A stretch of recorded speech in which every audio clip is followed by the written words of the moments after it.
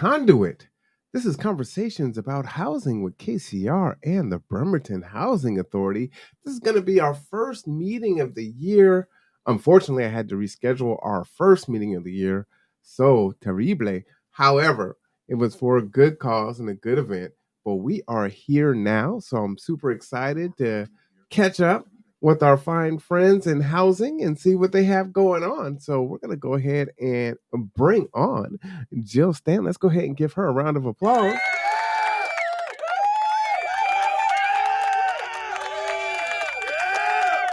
Happy New Year to you, Jill. How are you? Good. Happy New Year. Good to see you. I feel like it's been a while. It has been a while, right? Like all kinds of stuff happened at the end of the year, snow and ice, and yeah, but we're Did here I hear now. you asking for money from the legislature last night? You did. You'll hear me asking tonight and twice tomorrow, too. I was very proud of you. I heard that on the radio and I'm like, go, Marwan. Well, I appreciate it. So, and I've never done that before. That was my first time. So, how did I do? I thought you sounded great. In fact, I didn't hear the part where you introduced yourself, but I realized really quickly who you were and you talked about your program. So I thought you represented well and did a great job. Good. I was very impressed. Oh, well, thank you. Thank you. I will Mhm. continue to do that over the next 2 days and see if we can maintain those resources here in Kitsap County because that's super important. Great. All right, let's bring on Katie Sharp.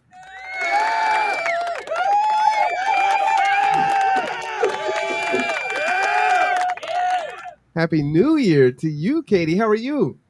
Thanks, Marwan. I'm doing good. I think we were just talking about how it's amazing how busy it is right now, but it's also exciting. So let's get right into it.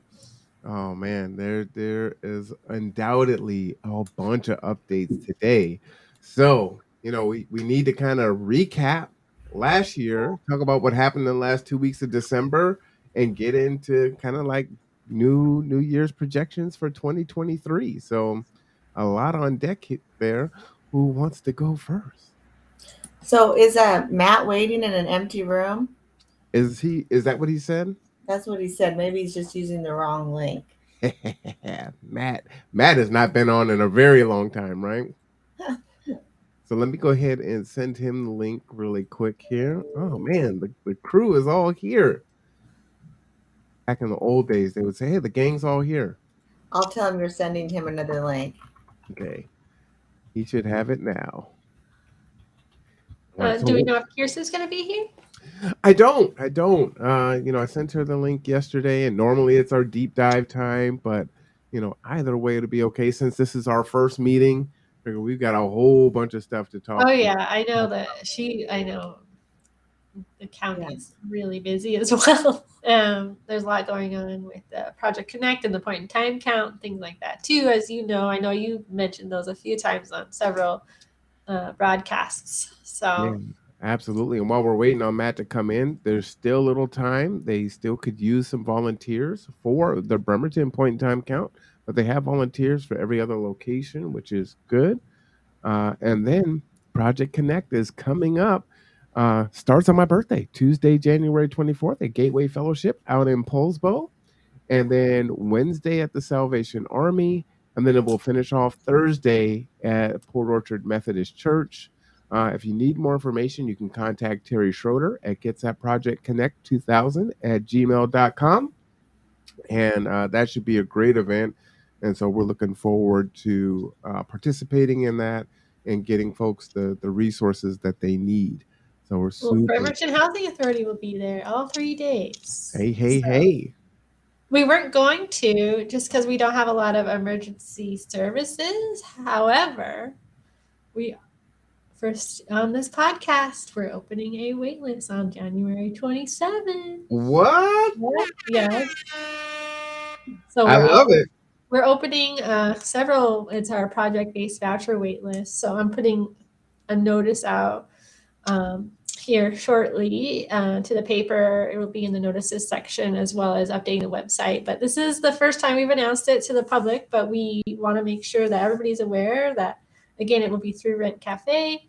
And this is project-based voucher. And the biggest difference is, I guess there's two big differences. You have to live in one of our properties for a year, and then you have a choice to have a voucher, and it's limited. And also, it's not date and time, so you can apply anytime during January 27th between 7 and 3, and you can it'll randomly sort the list after it closes. So. Ooh, would you mind putting some of that in the chat? Now we have another person to welcome, and that is Kirsten Jewell. Let's go ahead and give her a round of applause.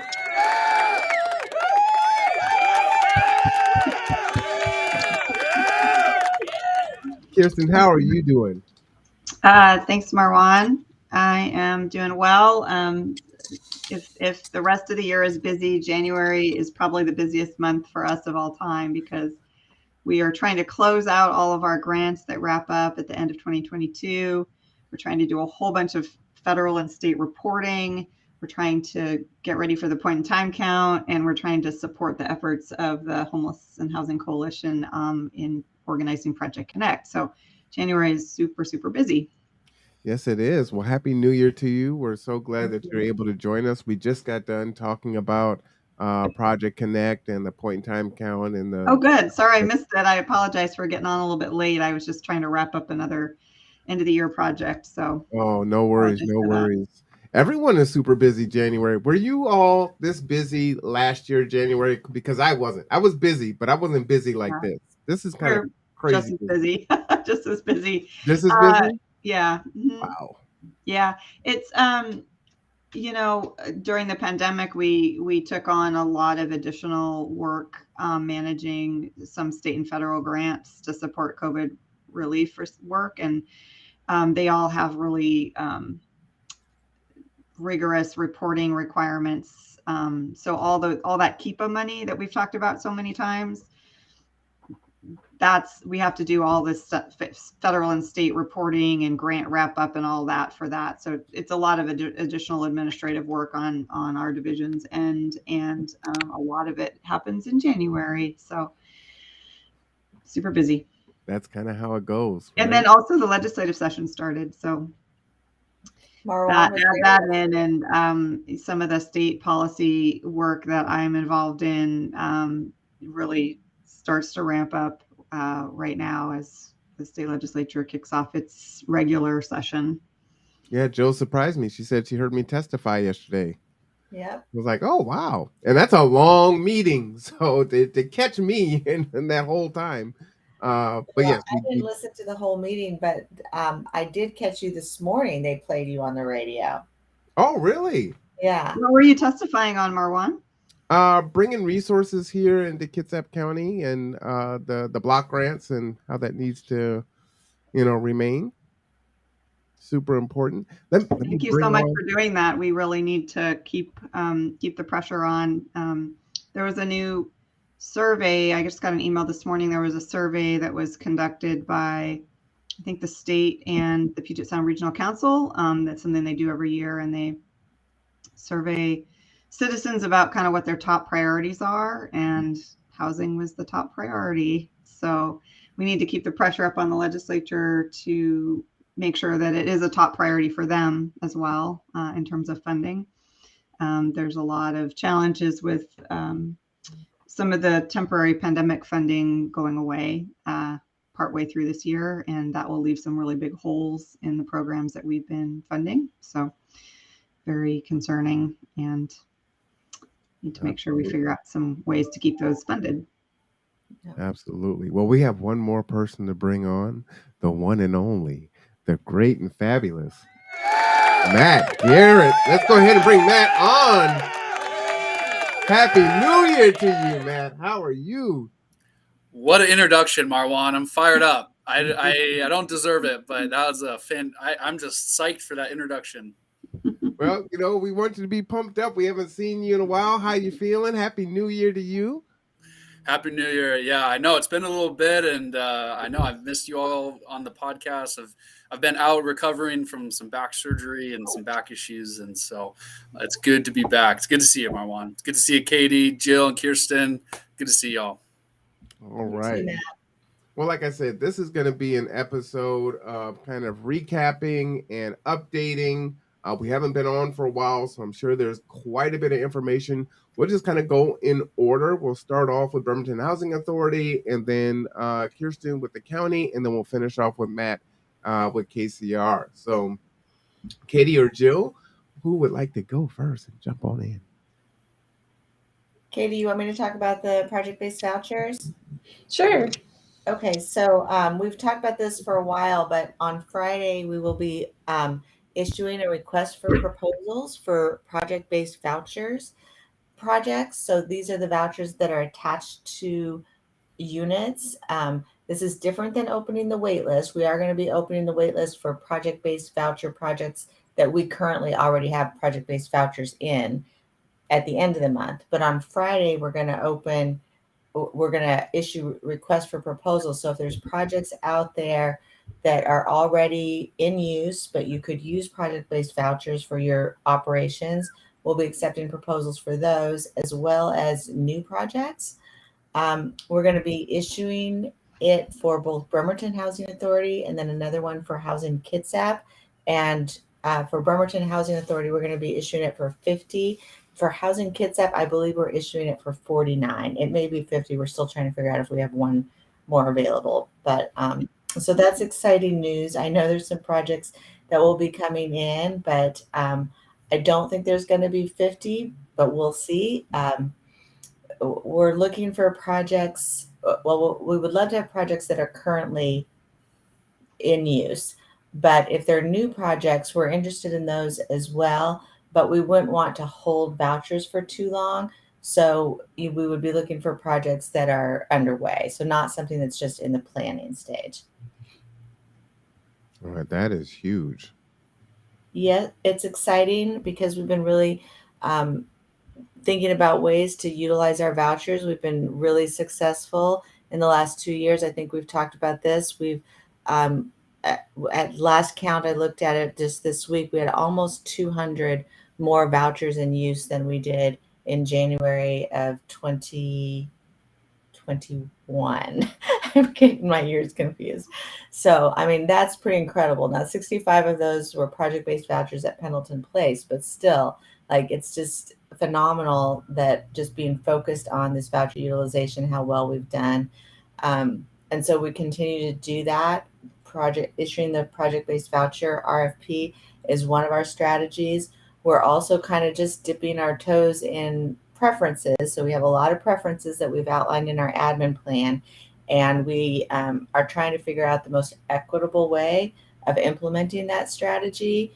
A lot of people are finding out about it. Matt, you'll be hearing from Andy, because we do believe that the most equitable way is to continue to work through the Housing Solutions Center with referrals with whatever organizations we're working on. But a lot of people are asking about it. What's great about the preferences is that when an agency identifies someone that fits one of those preferences and they put a reference into the Housing Solutions Center, many times that agency is giving them the support that they need to either find a house or they may already be in a house. And so we tend to see that the people who come on to our program through this preference strategy tend to be more successful than people that we just pull off the wait list. That being said, we also want to be equitable to people we're pulling off the wait list and not have this very different way of people kind of jumping to the top of the list. So we're doing it with as much of a thoughtful process as we possibly can, but with also the thought of we don't want to be not utilizing vouchers that could be utilized otherwise. So there's that. I think the only other thing that I'll update people on, just I found it super exciting this week, and I know Kirsten will like this too, is that we just requested 5 more vouchers for the Foster Youth Independence program yesterday. So those are vouchers attached to actual households that once we get them, that our partner Olive Crest will be working hard to get them housed. So that will take us up to 18 of our original 25. So that's Nice. special for Kitsap County. Let me give you a horn for that. Cut you off while you're talking. That is a huge deal. Yeah, that's all I'm going to say about that. That's just a huge deal. That is It's huge. It's like one of all of our favorite things to work on. So it's just incredible. Kirsten, did you read it Inside Funny? I'm just happy about that. It just makes me really happy. That program has a very special place in my heart, and foster kids have a very special place in my heart, and just one of those programs where it really is a demonstration of community partners coming together, thinking creatively, problem solving, and very successfully being able to wrap services and housing around extremely vulnerable youth and young adults so that they can have a good start in life with stable housing and resources to help them stay stably housed. So I feel like that program in particular is one where we're really making some amazing progress, and every single one of those 18 households that's getting housed, and many of them include children, is breaking the cycle of poverty and homelessness. So I love that program. You know, not that I don't love all my programs, but that one in particular, it just makes me smile every time I think about it, because it's. No, what's really peculiar about that, which is so great, is the joy that came over your face listening to hearing that news, right?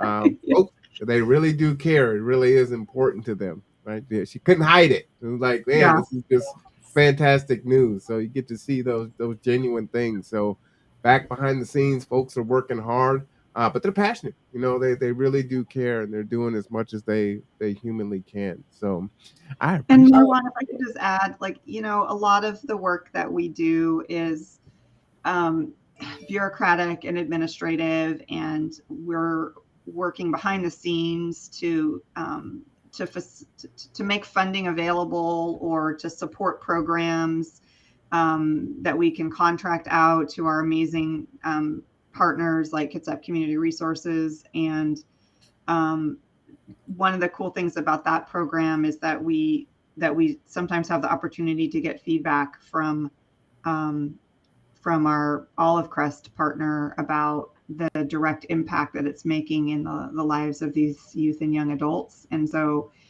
we get to hear directly what a big difference it's making in their life and how it's going to really change their life for the better. And that's really gratifying for those of us who spend a lot of time behind a desk pushing paper and being in meetings to kind of see the direct impact of all of that work that we're doing creates joy. Absolutely. So now, Bremerton Housing Authority, Katie, do you have any other updates before we move on to?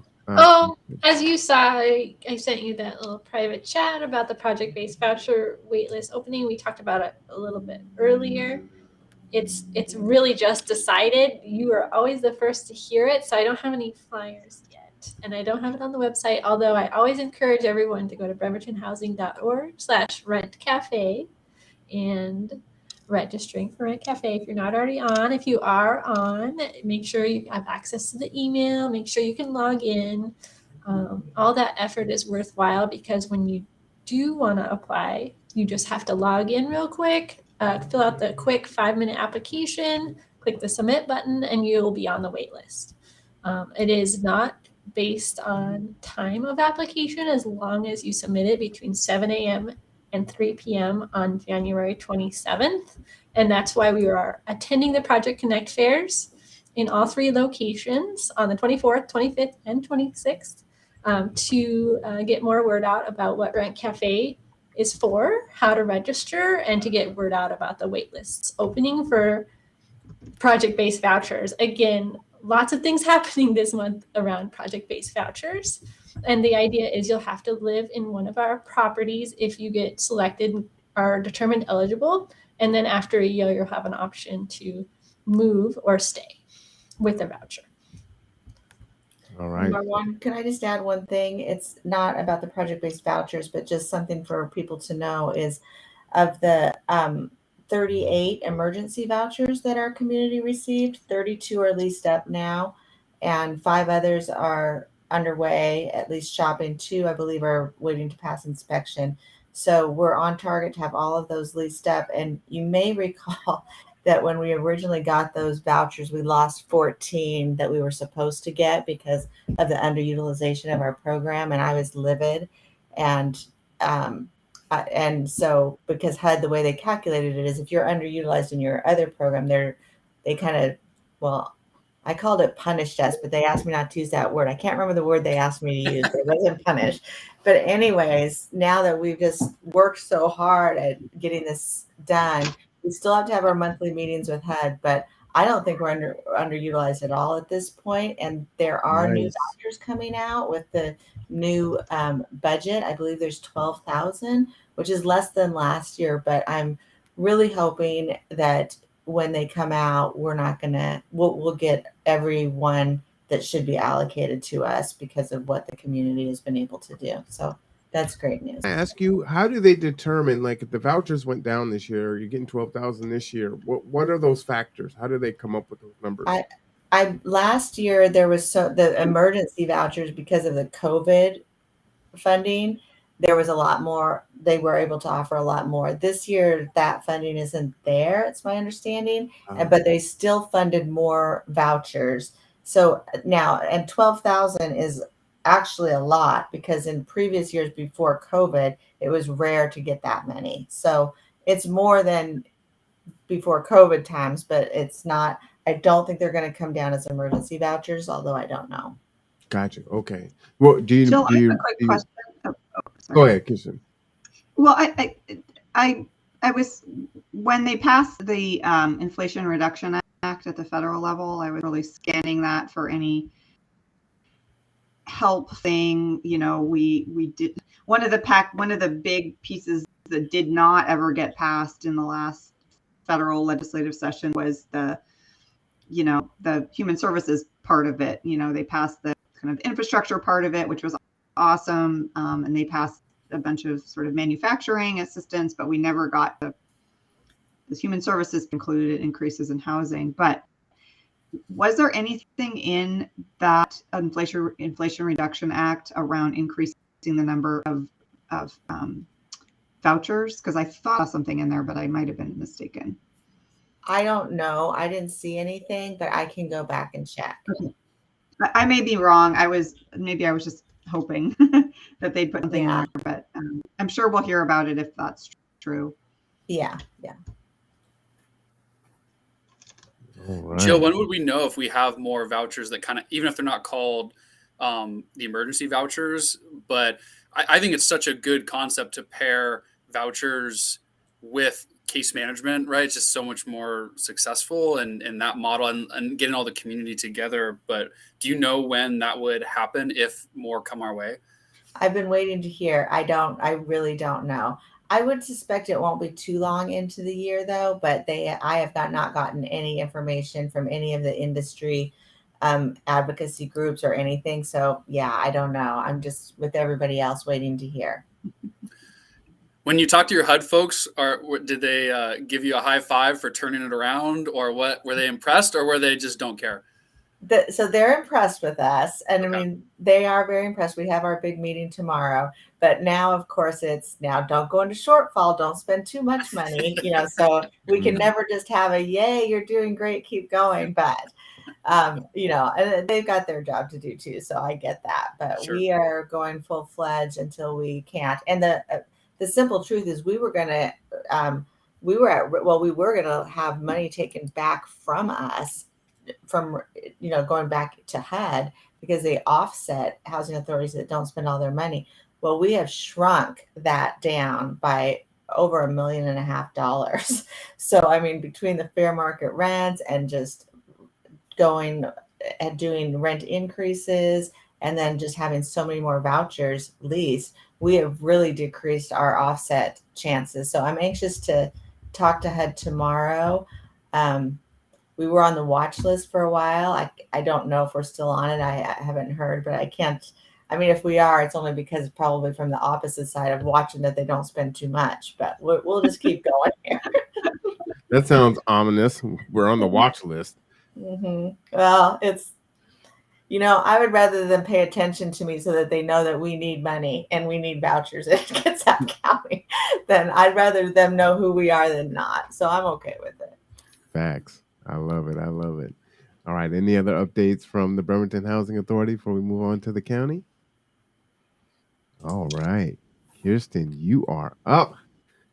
What is new in the zoo? I mean, I think I kind of touched on this when you first introduced me, but our update is we're working really hard to wrap up our end of the year accounting, bookkeeping, reimbursement requests, and contract closeouts. So basically, what happens is the county sort of overarching administrative office sets a deadline by which we have to have submitted all of our expenses for 2022. And so then we turn around and set a deadline for all of our subcontractors to submit their reimbursement requests for 2022. So we can have some time to process those and get them submitted to our financial office, and then they can pay everybody, and then the books get closed. And once those books are closed, nobody's getting reimbursed for 2022 anymore. So it's an enormous amount of work that happens in a really short amount of time. I was talking with Leah, who does the majority of our reimbursement request processing, and she said, we had a deadline of Monday for our subcontractors to get reimbursement request turns in. I think she said she had 60 of them to process this week alone. So huge amount of work for her. And we basically get all hands on deck. Everybody from our division pitches in and tries to help however we can to get that giant amount of work done. So it's like basically doing a month worth of work in 1 week. So that is taking up a lot of our time. The other thing that we're working on is doing the reporting for some of our federal KEPA grants. So we're closing out the first Treasury grant, and that has an enormous reporting requirement with it, which is very complicated. So that's also in the works, collecting data from agencies about what the results were, and then there's a financial component to that, and reporting on all that and closing out that grant. Contracts keep going. We still have a bunch of contract amendments going. The ones that are really urgent that get processed right away are in the works, as well as all of our homeless housing and affordable housing grants, which are sort of 2-year grants. We write a grant contract for 1 year. For the second year, all of those renewals are happening right now as well, which is another huge chunk of work. So suffice to say, everybody in our contracts team is really, really busy getting all those different pieces done. At the same time, we are working on preparing for the point-in-time count. You might remember that last year we subcontracted out some of that work to Anton Pressinger and the amazing Northwest Hospitality, and they did a great job. This year we decided to take it back in-house. Nothing that Anton did wrong. I mean, they did a great job. It was just that we felt like we had the capacity once again to do it in-house. Particularly because we have the HEART program and all of our program partners now. There's an amazing difference between the number of dedicated outreach professionals that we had a year ago and what we have now. We have, a dedicated encampment outreach team contracted at Kitsap Community Resources. There's 2 contracted through the BHASO as part of the REAL team. And then there's sort of assorted other outreach professionals who are also doing work in the community. So I am very happy about how much planning and coordination and work they're doing to try to make sure that we do the best job we've ever been able to do with our point-in-time count outreach surveying. We're still looking for a few volunteers to help with that from the community. In the past, we've had more than 100. I think we had about half of that sign up so far. So we're really concerned about not having as many community volunteers with the point-in-time count. But the time to sign up to volunteer is really getting short because it takes a lot of work to coordinate all that volunteer effort and make sure everybody knows where they're supposed to go. We send people to food banks and meal sites and doing outreach work and the Project Connect events and all of that. So, Kristen, before you go on, can I ask you just to talk about, since we're here, what if I wanted to volunteer, what would I be doing, to try and encourage folks to sign up for this? Yeah, for sure. So just a tiny bit of background for any of your listeners who may not be familiar with the point in time count. This is a federal and state requirement that every fourth Thursday of January, we do our very best to try to find and survey as many people as we can who are living unsheltered in our county. So that's people who are living in encampments, on the streets, in the woods, in RVs, in their cars. People who are doubled up with family and friends are also counted if possible. And the way that we do this in our county is we send out teams of volunteers who are trained and are generally going out with an outreach professional, or at least somebody who has some experience working out in the field. And we ask them to try to find people who are living unsheltered and ask them if they're willing to take our survey. And the survey is like essentially a one-on-one conversation. So the surveyor, who is the volunteer, will just be willing to take a survey. We're collecting information about homelessness so that we can provide that information to state and federal funding sources so that we can hopefully get some more funding here in Kitsap County. And then they just ask them some basic questions about their how they identify gender-wise, how they identify race-wise, what was their living situation most recently, who's in their household, things like that. And then some information about what their experience has been trying to access resources around housing in Kitsap County. It's pretty short survey. It's a personal conversation, and then the person signs a release saying that they're willing to have their information be shared, and that's really it. So the volunteers are going out and basically conducting these surveys. Some of that surveying is done at food banks. So people coming into the food bank will get asked if you're experiencing homelessness, or where did you stay last night. Some of the surveying takes place at meal sites where people might show up. A big chunk of it happens on Thursday morning. We have all the volunteers gather in different parts around the county, and that team will then divide up into groups based on where we know there to be people living outside. And then we have a big chunk of need to do surveying at our Project Connect events. In fact, I know in particular that we're short volunteers at the Bremerton Project Connect to do surveying. So we also need interpreters. We want to make sure that when folks come in and maybe would prefer to take their survey in Spanish or another language, we have a way to help them be able to do that. So we're always looking for interpreters who are also willing to volunteer for a couple of hours. What languages, Kirsten? What's that? What language? Typically, Spanish has been the most often asked for or requested one. I think if we have any MUM speakers, that would be great as well.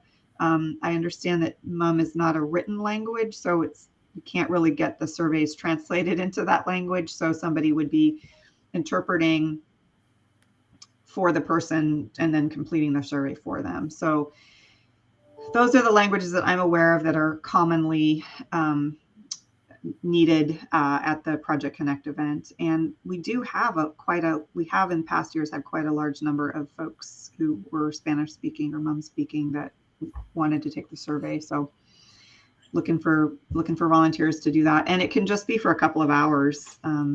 It doesn't have to be a long day of surveying. And then the other reason why it's really helpful to have interpreters is that these Project Connect events, right, are these big services fairs with like tables with all kinds of amazing resources available. And most of the people who are representing organizations at those tables don't have other languages besides English. And so if I'm, a Spanish speaker and I would like to access any of these resources, I can't necessarily communicate with the people that are offering those resources. And so what we've tried to do when we have enough interpreters is that after the Spanish speaking household takes the point in time count survey, we will ask if their interpreter will just accompany them around the Project Connect event and help them navigate accessing these resources by interpreting as they're meeting with different representatives of organizations. And so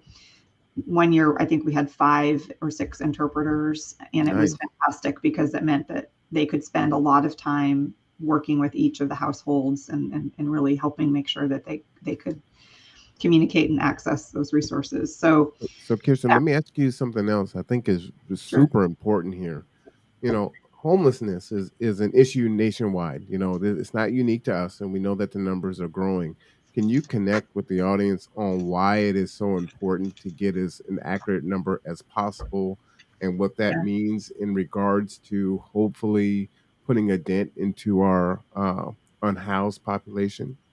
Yeah, absolutely. Well, first of all, I have to say the point in time count is a very inaccurate measurement tool.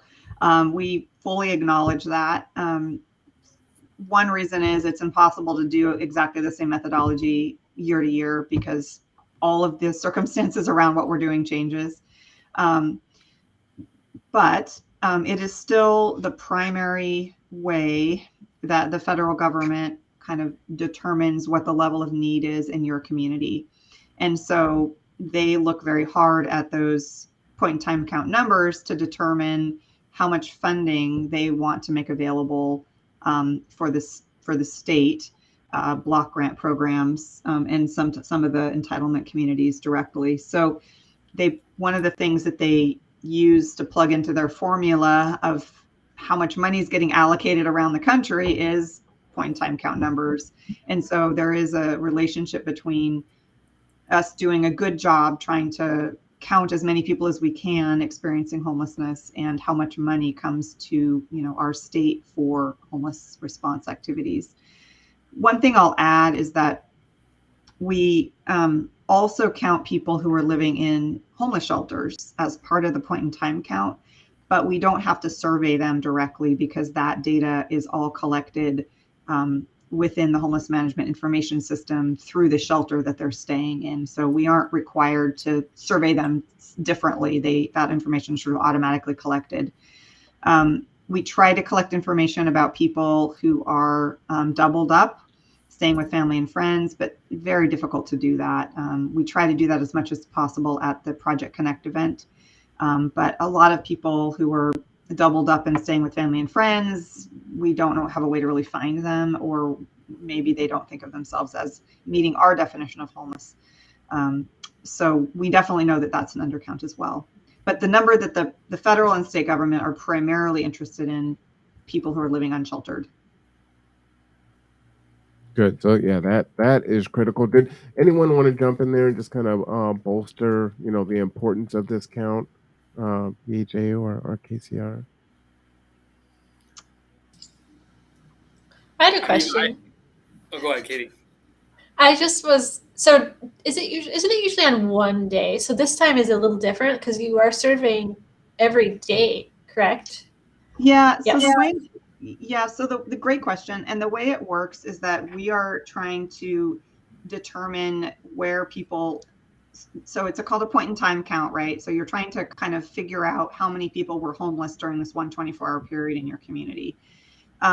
But there is broad recognition that we just don't have the resources to find everybody within that 24-hour period. And so like many counties across the country, we do our surveying over the course of a few days, but we're trying to pinpoint where people were staying on that one particular night. So when we survey somebody, we'll say, where are you going to be staying on this night? Mm-hmm.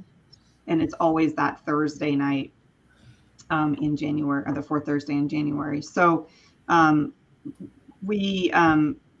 of the food banks aren't open on that Thursday or Friday. Some of the feeding sites are only available on different days of the week. So we do our very best to try to collect information about where people are staying on that one particular night.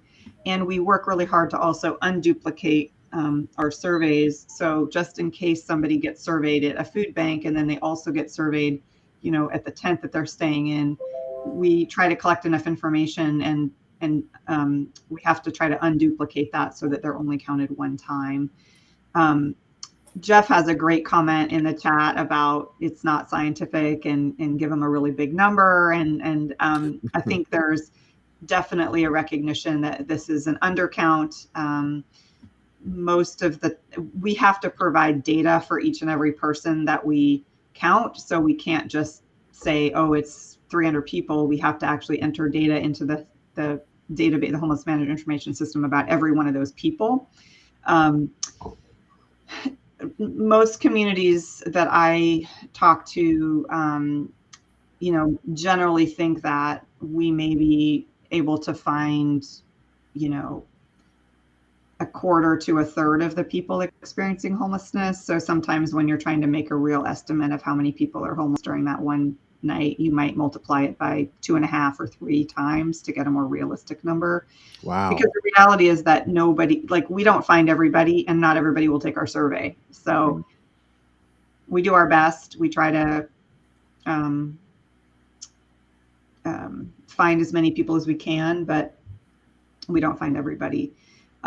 This year, I feel like we have a really different situation because we have the Heart team and we have the Real team and some other outreach professionals who have actually been working over the past year to develop relationships with many of the people who are living outside. So instead of a stranger coming up and saying, hey, will you take my survey? This year, a lot of those interactions are going to be with somebody that they know and have talked to many times before, and there's already this relationship there. So I'm hopeful that we'll be able to do an even better job this year collecting surveys, particularly from the people that we are aware of in encampments already. And so again, that's a great thing, but it's a change in methodology, right? It's not the way we did it last year. So my attitude about it is it's a useful number as a window into homelessness. Trying to compare it to what happened last year is not a very useful exercise because the weather can dramatically affect how many people are willing to come out of their tent and talk to you, or whether we found a large encampment or not will affect our numbers significantly. So I sort of always caution people. There's these charts that show the year-over-year numbers, and I always just say, like, it's kind of interesting, but really what we're paying attention to is the number of people that we found this year, and we know that that is a minimum number of people that are trying to survive outside. I appreciate that. And you were going to make a comment, Matt. I'm sorry about that. Oh, sorry. No, you're fine. That was great. I mean, yeah, Kirsten has the best information on the point in time count. Has been doing it the longest. I was just gonna say I know our team, a lot of our team really enjoys getting out into the field, especially some of the folks that aren't in the field often. And I know Jill, one of the first point in time count, or 2 years ago maybe, but Tim from BHA was on my team, and we were slugging through the mud, and it was a really intense day. It was raining, but it was a good bonding, team bonding, but also really good just, I think, for folks that might not be in the field as often, right? And I put myself in that, is to actually be out there and actually see what people are going through and talk with folks. And so I think it can be really rewarding. It's a really exhausting, long day, but I think it's really rewarding and so important because even, Kirsten, I think one of the best stats that we get from that, and I use it too, is there's some folks are hesitant to want to invest more into homeless services because they think that just attracts more people from Seattle, right? We hear that all the time of ferry people, but our numbers from the point in time count are very steady. If that's like less than 20%, is that right, Kirsten? Like 80% of the folks have a connection, or were a resident, or have a reason for being in Kitsap, right? They consider this their home, and so it's really nice. And that data comes from the point in time count, and that's a really good data point to say, hey, this is we're taking care of Kitsap folks, right? Sure, there's always some transient population, but it's not like it's 80%, right? It's not like it's the reverse where we're taking care of a majority of transient folks. These are Kitsap folks mostly that we're taking care of. Yeah, I appreciate that. All right, what other updates do you have, Kirsten? Well, I think you talked a little bit about Project Connect, right, before I got on the call. Absolutely. So just to reiterate, that's another really big initiative by the Housing and Homelessness Coalition. There's a great team of people working on it. We haven't done Project Connect events for a few years. I think we've missed the last 3 years. And so excited to be bringing those back, and also a little bit at a deficit because we haven't been doing it for a while. So we're kind of having to refigure some stuff out that we usually have just got like clockwork happening. So we're really asking for everybody's help to try to advertise those events to anybody who is experiencing homelessness, struggling with housing instability, or very low income and wanting to connect with resources. There'll be a hot meal served at all 3 events. There'll be outdoor gear provided to folks who are living outside, vaccinations, connections with jobs. I mean, you name it, there's a huge amount of resources that are being available to anybody who just wants to stop by and chat with somebody and find out what's out there. So really excited to be able to be part of that team, and grateful that there's such a great group of folks working on it. Shannon Turner from Peninsula Community Health is one of the chairs of that and is doing a great job around. Yeah, shout out to Shannon. Shout out to Shannon. Yeah. All right, so that information is there. And let's go ahead and move on to Matt from KCR. Matt, what is happening? Oh man, it is good to be back, Marwan. I missed you. How are you doing, Marwan? I am blessed and How's highly G2G2? favored. Oh man, it is. We have been slammed this year, but it's been great. Like Joe said, I testified last night. I'm gonna testify tonight, right after this is over, and twice tomorrow. So already doing things that I haven't done before. So crossing things off my bucket list that wasn't even on the list. So hey, it's pretty cool. But I love the avocation, and it's a good experience. And then we broadcast it out so we can give other people the experience and just encourage people to, take action in their own democracy. And I think it's important. Marwan, can I just ask you a quick question about that? Are you doing that as part of the Washington Low-Income Housing Alliance? Is that how you got involved with doing that? I got to give a shout out to Tony Ives, the KCR executive director. Cool. Mm-hmm. No, that's great. I just say that because the Washington Low-Income Housing Alliance has a really amazing program where they'll recruit and train people with lived experience and kind of advocates for housing and homelessness issues in local counties. And they provide this extensive training and support and information and resources. And so, if there's other folks in your audience who are interested in getting involved in that effort, they are amazing and can help teach you how to testify effectively, how to talk to your legislators, how to write letters, really how to make your voice be heard.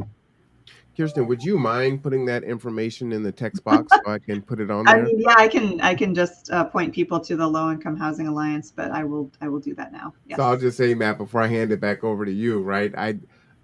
Tony told me about it. What was yesterday? Wednesday? So Tuesday, right? So I didn't actually have a lot of prep time. Now they are very helpful. So there was a script, that I had some language there. So you had 60 seconds. City council is 3 minutes. 60 seconds. I'm like, I'm doing this thing and I'm trying to add, my piece in there. And I couldn't get it under a minute and 20 seconds. So I saw a few other people take some liberties. So I took a few liberties myself, and mea culpa. But I got through it. So we'll see what happens tonight. But I didn't want to, speed read. I didn't think that was going to be effective. But do practice. You're a performer, Marwan. You can't rush it, right? You got to go through the process. Absolutely, right? Yeah. Yeah, no, I was, and to second what Kirsten was saying, the Washington Low-Income Housing Alliance, they do a fantastic job. I worked with them to testify on behalf of the buy and for component last year, and to get that into the legislation, and it was really great working with them. And I actually went through. I got bumped, so I didn't actually talk with them, but I was able to submit written testimony. But I was in the queue watching it, and so even just watching the process. And there was actually better people advocating than me to talk. There were so many renters there that were talking about their experience with programs, which is much better to hear from, program administrators. So it was a really good process. And yeah, big shout out to the Housing Alliance. And yeah, that's awesome you did that. I'm definitely open to doing stuff like that again. It's really important. Absolutely. Well, what's happening at So, KCR? man, there's so much, and I know we have 10 minutes, so I will try to go quick. So I have some data, not complete data. So I'm sorry I can't break it down officially, but I've got a little bit for you, Marwan, because I know I couldn't show up here on the first day back without data. So I've been struggling without my data, man. I know.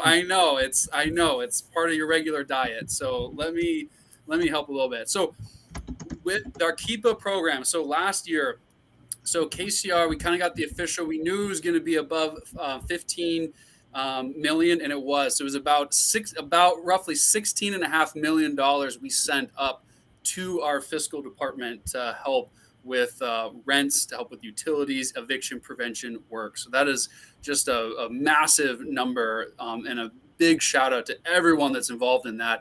That's about 2,300 duplicated applications. We don't have an unduplicated count yet, but that is about 2,300. So, because that includes each time we pay a rent or utility, right? So a lot of folks have multiple. So as soon as I get, hopefully we'll have maybe in a few weeks, we'll have some official end of year numbers where we really can dive in. We'll have Elizabeth take a look, but I did want to share that because that was a huge magnitude. There it is. Yep, get the horn. HSC processed about 7.8 million. The legal, this was a little bit of a surprise for me. I knew they were chugging along, but legal referrals. So HSC meaning folks that just came through the normal waitlist process. Now that's a little lower than probably we thought, because remember we closed the waitlist in July. So that's about half of the, kind of just folks that could sign up for it, coming to HSC, coming through the website. So that's maybe that's why it's probably lower than we thought. But our legal partners referred to us $5.8 million worth of assistance. Wow. So that's all folks that were on an eviction track. So folks that were Dispute Resolution Center, Kitsap Legal Services, or Northwest Justice Project made those referrals. So that is a really large amount. And that's when we kind of changed procedures towards the end of the year as we were starting kind of spend down. And then definitely last but not least, the buy and for 2.7, almost $3 million from our buy and for referral partners. So that is fantastic. So I know we're really happy with those numbers, and I'll have a little more breakdown of unduplicated counts, and we can actually look at people down the line. But definitely just a big shout out to everyone involved, because that is just massive, to the county, to Surviving Change, Hope 360, you all, Marwan, Gather Together, Grow Together, Mount Zion, Kayak, and Foundation for Homeless Poverty Management. This is a big lift, and I think this is, Kirsten, for one program, that's probably the biggest for one program in a year. Do you know of any, like during the Great Recession, 28? I know some money came through, but not on this scale. No, that's about, I would say like almost a 10 times order of magnitude impact in our community. I think by the time we wind up the program, we'll be upwards of $30 million, which is an enormous amount. One of the things that we'll be doing as we wrap up all these programs is compiling a final statistical survey on, some statistics on the overall number of households helped and the amount of money that went to landlords and utilities and all of that. But it's been an enormous effort, and I am so honored and grateful to be working with such an amazing array of nonprofit partners that really pitched in and stepped up and made it happen. Nice. Absolutely. And so that is what I want to announce. We're getting the word out there right now, is that we're having to do a strategic pause right now. So currently we're still only taking referrals from our legal partners, and for folks that are in the eviction process. We're even doing a brief pause there as we're in our spend down phase. And part of that's because we're moving from our one grant source, our TRAP funding source, to our ERAP. And those two are very similar. So from the outside perspective, you wouldn't really know much different, but internally we can't just kind of swap as easily as we did before. So we need a strategic pause to spend down our TRAP dollars and get that completely spent, which will probably happen throughout this month. And then hopefully we'll resume and kind of spend the rest of ERAP. And we're still really in spend down comparatively, right? There's not that much money left relative to how much, money we start with relative to 16 million. So we probably will continue. If that changes, we will definitely let folks know, but we really right now anticipate just kind of working through with our legal partners for the, as long as the money lasts. But even right now, we're kind of in a strategic pause mode. That's kind of how we see the next few months. If any of that funding levels change and we do, open it back up to the public, we'll definitely know, but that's really not our plan right now. So did you have any more to say on that, Kirsten, or any feedback? No, I mean, I think KCR and our other partners have done a great job trying to allocate and commit and spend down as much of the money as possible as we wind up the year.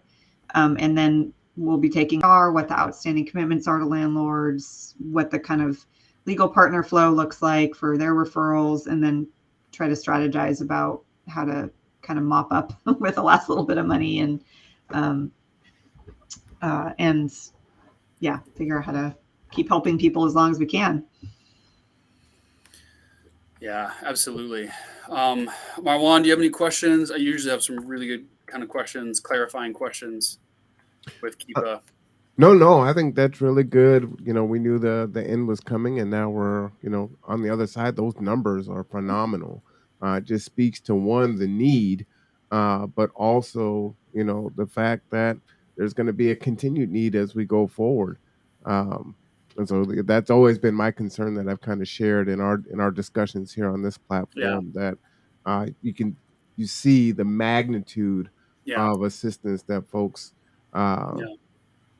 it needed to have, and so it was great to have that money flow in. But I'm just concerned of the gap as things stop, and what happens on the other side. So it's going to be a really dramatic funding cliff coming up on us all when all the pandemic money is gone and all of the kind of extra money that got allocated and collected is gone, and then we're left with less than we had before the pandemic, and that's going to be very difficult for us to be able to continue to help people at the level that we have. It could potentially result in having to even more carefully make those impossible decisions about who you help and who you don't help. And that's really where the advocacy at the state legislative level is really critical this year, to make sure that they know how much we need to keep funding our homeless crisis response system and build on the good work and programs that we created during the pandemic, so that we aren't forced to close those programs all down for lack of funding. Absolutely. And we've talked about a little bit, and Kirsten and I talked about, there will be a very small version of I don't even want to call it KEPA, but of eviction rent assistance. It's totally different. Yeah. So there will be some, but it's such small. We're talking on the order, 10% of probably what, KEPA was. So a lot smaller. It's going to be much more targeted. It's not going to be this open up to the public kind of wave, right? It's going to be very targeted kind of program. And so we'll definitely, as we flush that out, we'll let folks know. So there is something, but yes, the cliff is real. And I've got some more numbers even from the housing side that we'll talk about in a second. But I did want to give a shout out to our energy team. Julie, the manager there, doing a great job helping pick up, some of the, as KEPA winds down. So the energy program is open. And Marwan, you flashed the website and the number there to get assistance. So they are helping people now and taking applications. So if you are, it is a little more document heavy. It's a little different program. And it's targeted to very, very low income folks, and so they've got some a little more specific requirements, but it's always good to inquire to see if you qualify. And the website's the first place to go. They've got some good information there about just some of the basic qualifications, so you can self-screen. Now, something we're really proud of. That's kcr.org/energy, just for those who are driving. And then the last thing I'll talk about is our rapid. You got to go, Jill? Yeah, I'm going to go. Great to see everyone. See you, Jill. Thank you, Jill. Okay. See you next week. Bye. Okay. See you next week. The last thing I want to talk about that we've really ramped up, that's been a big, again, we were kind of worried that we're going to spend it, and now we're worried about overspending, is our rapid rehousing program. So this has been a little bit tougher because it's not KITSAP, it's not KEPA, right? It's not eviction prevention. So this is actually moving homeless households and individuals into, so this is true kind of homeless services. And it is more difficult, right? Because we're having case managers work with families, work with their barriers, and it's not just folks in a home. It's always easier to spend eviction prevention than it is rapid rehousing. But we have done so between our hotels and our CHG rapid rehousing and PSH programs, so we've spent over 1.6 million in homeless assistance. So that's folks getting off the street into, and that's just last year. So just last year, $800,000 that helped 71 households in hotels. And about half of those are chronically homeless folks from Veterans Park and other encampments. So that is a big number that we are really, really proud of.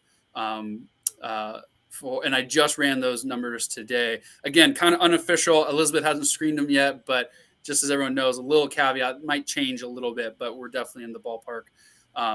So that's in Matt, hotel. Yep. Can I just say one thing really quickly on that? Yeah. Just to compliment your team, especially. I was just chatting with Jared, our heart coordinator, and he was telling me that he had heard that more than 15 people who were living in Veterans Park, last March, have now moved into permanent housing and signed leases. Yeah. So Wow. that's amazing. I don't have the exact number, but it's something around 15. And it just blew me away to think that would not have happened if we hadn't had the heart program and the emergency motel program and the amazing KCR staff, case managers, working so hard with these individuals to really get into permanent housing. It's an amazing story. So congratulations and huge thanks to you all. There's really good things happening when we can put these different resources together, and we've got such amazing staff who care so deeply about helping folks. It's a victory for all of us, Kirsten. You're right, and it's a big victory when we all. That's why I love bragging about the, FYI, the vouchers for kids that are aging out of the foster program, because that is everyone, right? It's BHA, the county, it's us, it's Olive Crest, right? Like, it's so many folks. And Veterans Park, very similar, right? It's the county, it's us, it's Bremerton Housing Authority, because some of those folks are going into Pendleton Place or other subsidized units, right? It really is this team. It's the real team, right? It's this big effort. And a lot of that's happened recently. Last month at the Real Team Policy Coordinating Group, I announced 10 because the Real Team, they're asking for some success stories, and like now it's a huge one, and now it's 15 of those veteran parks, and these are chronically homeless individuals, like folks that have tremendous barriers, and have just the stories you hear from them. It just breaks your heart, and not all are success, but that is a really high number considering we moved about a little over 20 into a hotel when that encampment was closed, and so to have. Now, not all of them might, make it that long, but at least initially to even get into permanent housing and a shot to stabilize, 75% is well above the, what we would have expected for a program like this. So thank you, Kirsten, for calling that out, because that is a big success of all of us, really all the partners working together. Even the rescue mission of helping us, at the Quality Inn and some of the work that they've done there. So it really is a big team effort to do that. And that's what's really unfortunate is we don't, for 2024, we don't really have an idea of money on that scale, right? $800,000 that can change out this hotel program. And this hotel program, it's difficult. I'm not gonna, there's a lot of times where it's hard, and we really appreciate the hotel partners that are working with us, but it has been a vital stop to help folks transition, especially when shelters aren't necessarily a good option, or there's reasons why they can't be in a shelter, or the shelters are full. So it's really been an extension in some cases of our shelter program, and then they have intensive case management and kind of working that until permanent housing. And even the hotels have helped. There's families too. So the other half of that is families that are waiting for an apartment, right? So we've been using the hotel on that side too, of kind of a stopgap where shelter is not necessarily a good fit. And so, yes, we really hope that there is some more money coming from the legislator to maybe not completely, but because this system of having the flexibility, this type of numbers really, really goes a long way. So there's the 800,000 almost equally with our rapid rehousing program, just under about 760,000. And that's money of putting households into actual permanent housing. And that's 137 households that went into Really? permanent housing with our rapid rehousing program. Yeah. Wow. Last year. So that's a lot of households, and that's a lot of work from the housing team that got, again, not quite, might change a little bit as we kind of do our audits and whatnot, but pretty close. Those are folks enrolled in the rapid rehousing program, and most of them are in permanent housing right now. And then the last program that we hardly ever talk about, but I need it because there's been so many successes lately, is the PSH program for families. So we have a permanent supportive housing program for families.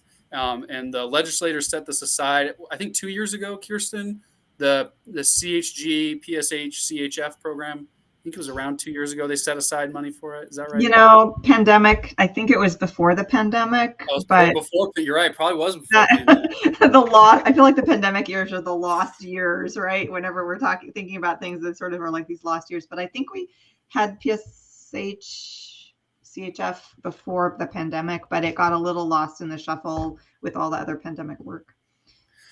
And chronically homeless families is something that doesn't get as much attention as chronically homeless singles, right? Because a lot of times, the kids aren't with them, or, they're bouncing between shelters or whatnot, and it's not as visible, but it is a problem. And we see families like this, and a lot of times we try to get them in our housing units, but this program has been amazing.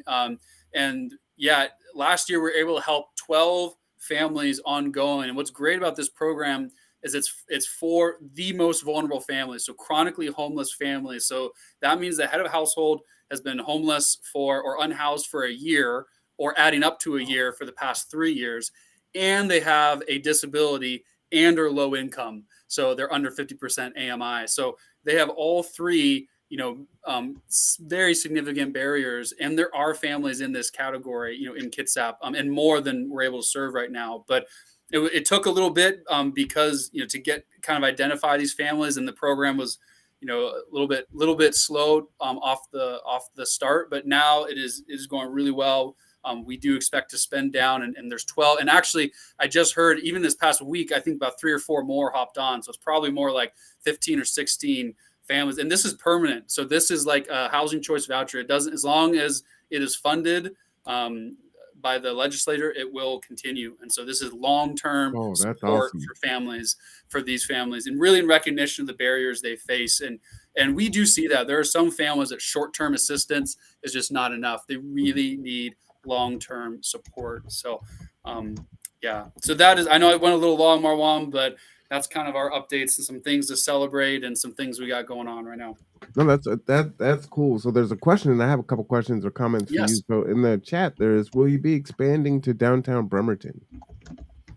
I guess with rapid rehousing, because that's when you were speaking when that chat came in. So we work with a lot of those folks. So we don't exclude downtown Bremerton. So we work with all of Kitsap. So our rapid rehousing program is eligible for anyone in Kitsap. The issue is right now, we are starting to get into a funds issue. We're going to probably have to look at our funding for rapid rehousing, which is good. I know, Kirsten, you and I were worried about spending that, and I think we're going to be fine, the latest projection, which is good. So we'll have CHG completely spent. But for the longest time, the issue has been case manager bandwidth. So that's why we have to limit, because we can only have so many on a caseload, right? And staffing has been a piece that's been a challenge for us. But we have staffed up. We've actually, since I've been gone, there's 2 new case managers we've hired and another coordinator. So we've got another leadership position, and that's some of the reasons why we're really starting to roll right now, and have been for the past few months. And so that's some of the issues. So it's not that we aren't. It's not that we're not going into downtown Bremerton. It's just usually a prioritization and capacity issue, and those referrals come from HSC, and they usually prioritize by vulnerability. We also look at some of the work that I meant Hart. Sorry about that. Oh, is Hart expanding into downtown Bremerton? Got it. Very different question. So the Hart team right now, correct me if I'm wrong, Kirsten, but when they're doing official Hart policy, it's on county property, not city property. So when they're doing official kind of Hart business and encampment work, and especially if an encampment is closing or we want to try to relocate or try to work with an encampment, that happens on county property, not the city, just because of jurisdictional issues. However, we do have outreach teams that will go out to downtown Bremerton frequently. And even the Hart team, when they're helping out, as long as that's not interfering with the other duties, they will go to some of those spaces. I know Jared has even gone to city spaces at time just to kind of help out as needed. So we have a team approach, but for the most part, Hart is on county activity. But Kirsten, I'll let you. Yeah, that's true. The Hart team is a county program, and we don't have any jurisdiction in the city limits, so we can't take any specific action in the city. And I think the city also has different policies around encampment response. But as Matt said, it's a team effort here, and there's other outreach efforts that can happen. We just don't have any jurisdiction. All of the programs that we talked about, all the housing programs, the EMP, the rapid rehousing, all of that is open to people all throughout Kitsap County. So there's no restriction on that. It's really just the implementing county encampment response policy. So do you believe that Jeff's saying there is an intent to cut off services when more needed in downtown Bremerton? I'm not sure I know what that means. Oh, he says the last shelter is closing. Do you mean Salvation Army? Yes. Shelter. Sure. Yeah, that's because the Salvation Army does not, well, two reasons, does not want to continue to operate a shelter in downtown Bremerton, and the funding to operate that shelter 24/7 is all pandemic funding, and that's all going away. So it's not that we don't want to offer services or we don't think that they're needed. It's just we would need, number one, a nonprofit that wants to operate a shelter in downtown Bremerton and a big chunk of money from the state or some funding source to be able to pay for that operation. So it's not a lack of wanting to or the desire to cut off resources. It's just the particular challenge with what we've got going now. Do you think it would be? People have told me there's an agreement to stop serving people downtown. I don't know anything about that agreement. I'm sure there's rumors flying around, and that's unfortunate, but it really is, the Salvation Army's decision that they are needing to take a break from offering a shelter in a building that wasn't the original intent, and they've been graciously doing an amazing job since the pandemic started. And we're super grateful for that. I don't know if people remember, but before the pandemic started, there was no year-round shelter in downtown Bremerton. It was a severe weather shelter only, and then a winter shelter. So we, I think, like Matt was saying earlier, the pandemic has definitely given us a ton of resources to offer more services, and that has demonstrated how much more need there is out there. And then when we return back to pre-pandemic or less funding, because some other funding sources are expiring, it's going to create this really big contrast between what we were able to do when we had millions of dollars more to operate these temporary shelters and to have a lot more eviction prevention and rental assistance and all that, to then all of a sudden not having that available. And that's why there's a really big need at the state legislative level right now to advocate with your legislators to not let there be this funding cliff.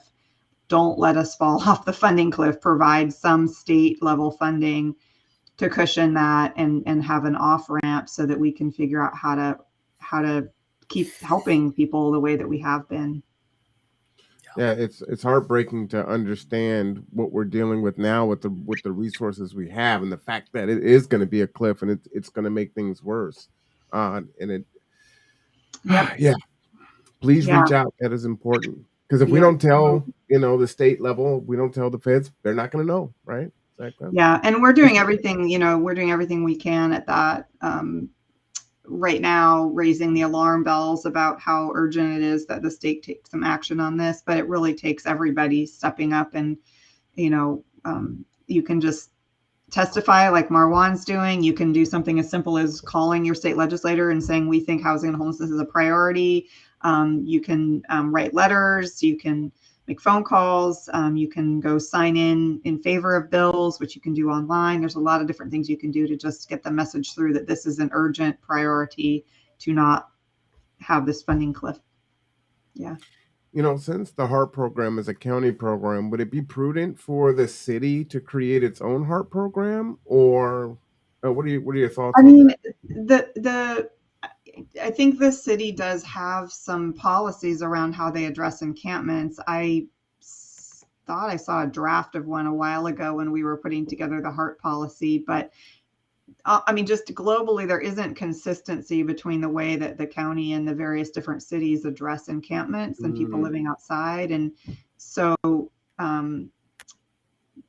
that's the reason that the county created a policy to have a written set of guidelines and sort of steps and practices that we go through that are in compliance with all of the state, all of the legal precedents that are set around responding to encampments. And so I know the city of Port Orchard was drafting a policy. I haven't seen a final version of that. I haven't seen a recent version of the city of Bremerton policy, but that policy really determines like what the city or the jurisdictional response is going to be. How are they going to,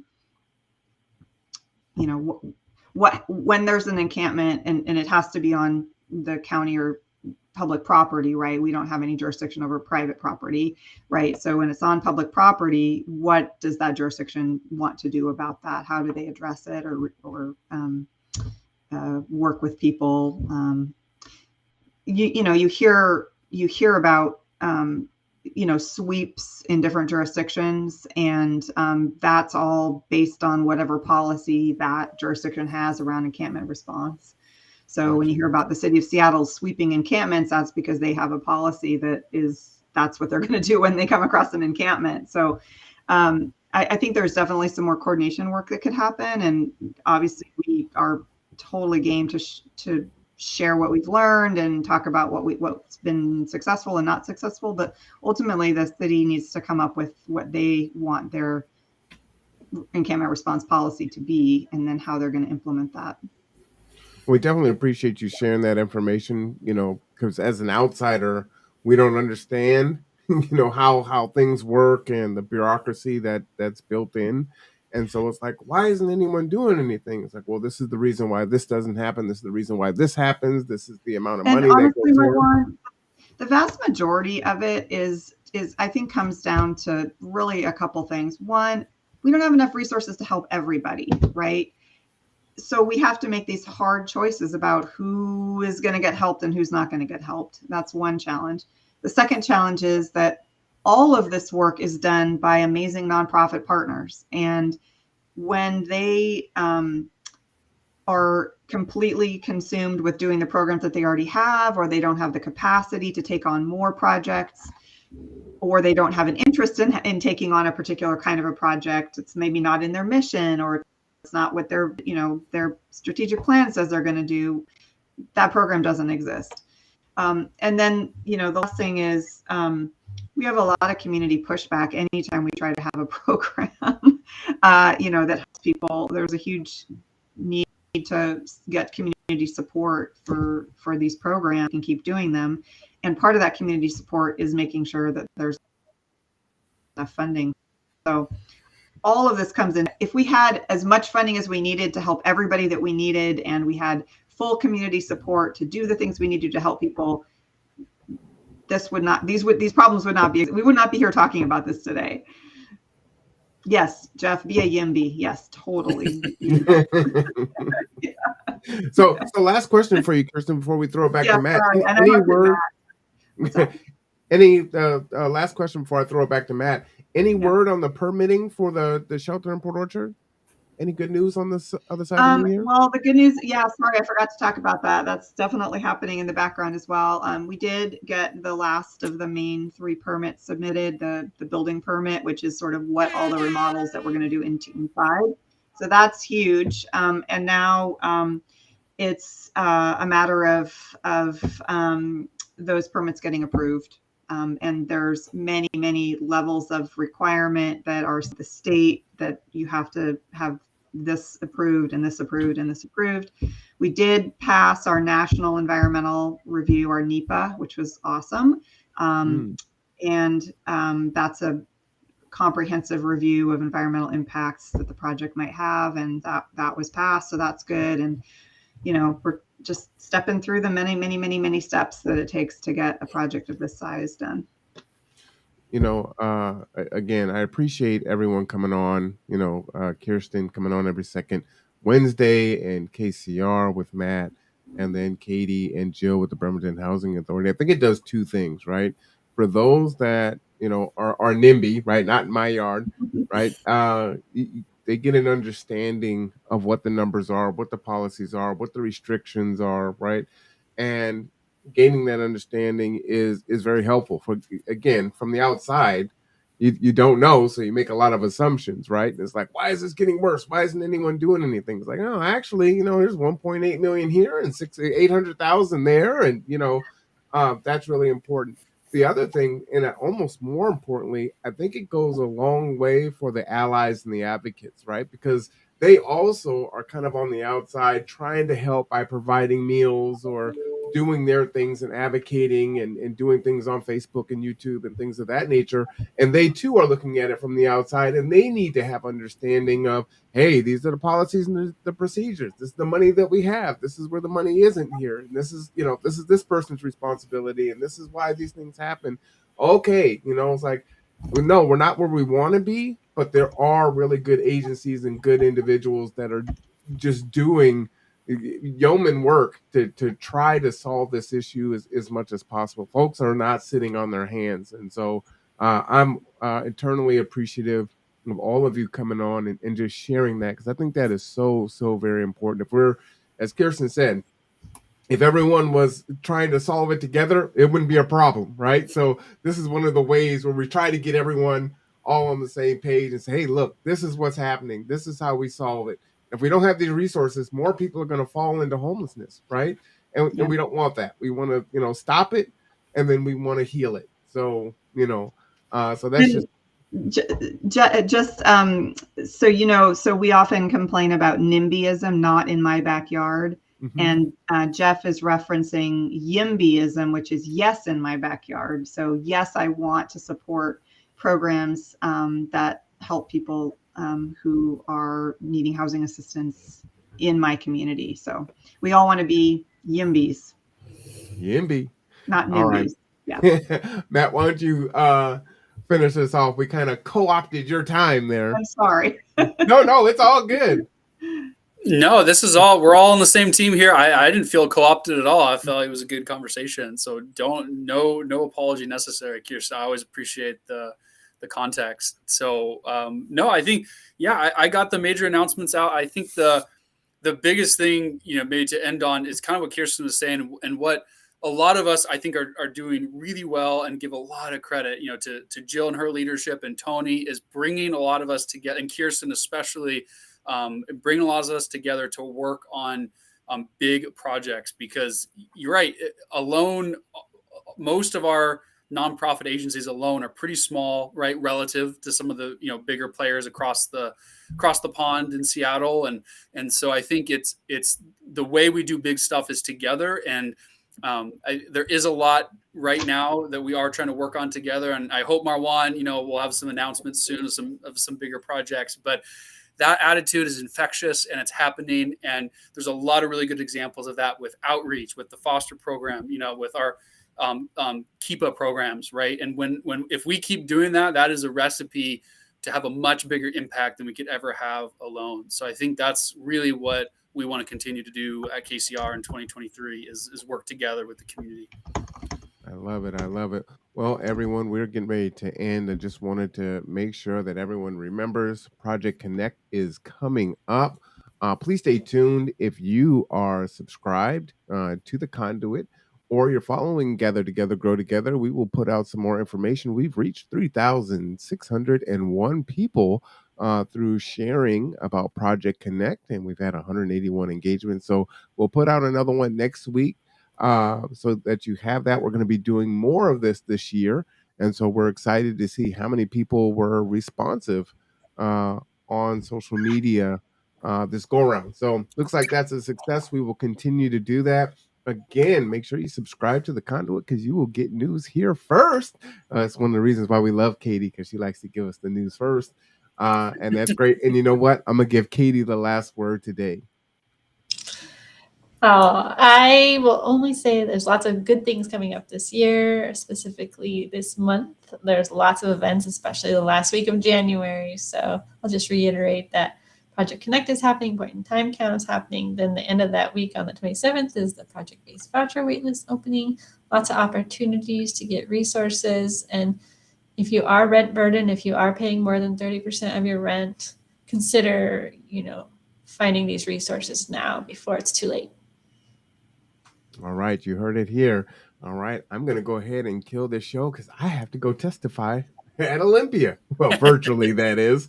So, for Jill Stanton, Katie Sharp, Matt Garrett, and Kirsten Jewell, I am Marwan Cameron. This is the Conduit Conversations with Housing. We'll see you guys next week. Thank you, everyone. Bye-bye.